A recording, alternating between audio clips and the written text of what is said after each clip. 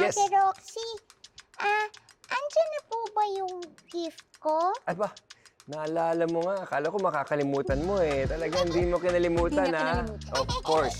Ito ang gift mo as promised. Yan na. Sana, Ate Roxy, pakibigay kay Mikrik. Wow!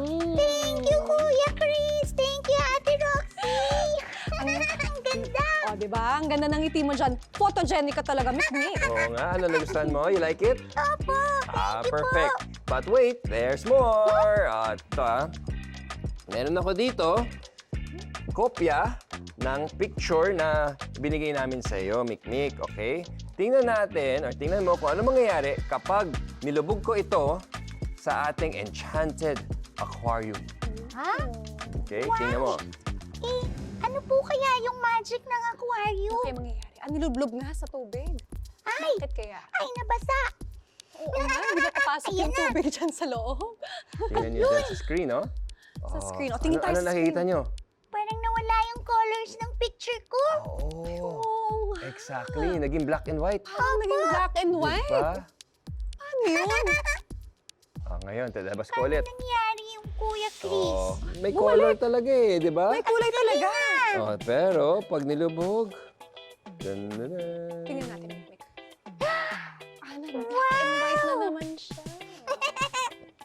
Magic talaga yung aquarium, Ang galing. Ayun, oh, di ba? Eh, paano nangyari yung Kuya Chris? Wala ka namang hawak na pambura. May magic po ba Yan, talaga yung oh. aquarium? Oo. Nangyari yan dahil sa magic of science. Gumana itong disappearing color act dahil sa light refraction.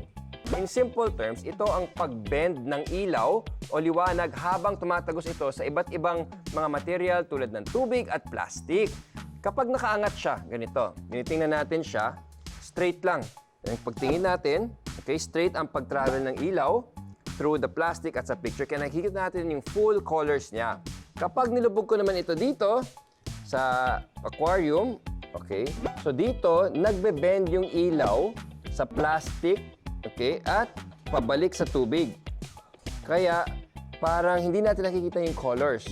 Yun nga, depende rin yan sa angle kung saan mo titingnan. Kasi pag certain angles, nakikita mo pa rin yung color. Pero pag may certain angles, biglang nawawala yung color. Diba? Pag Oo. certain angles, parang nag-disappear. Yes, nagiging black and white lang siya. galing. So light refraction, tandaan nyo yan, ang pag-bend ng light through medium. I believe. I believe.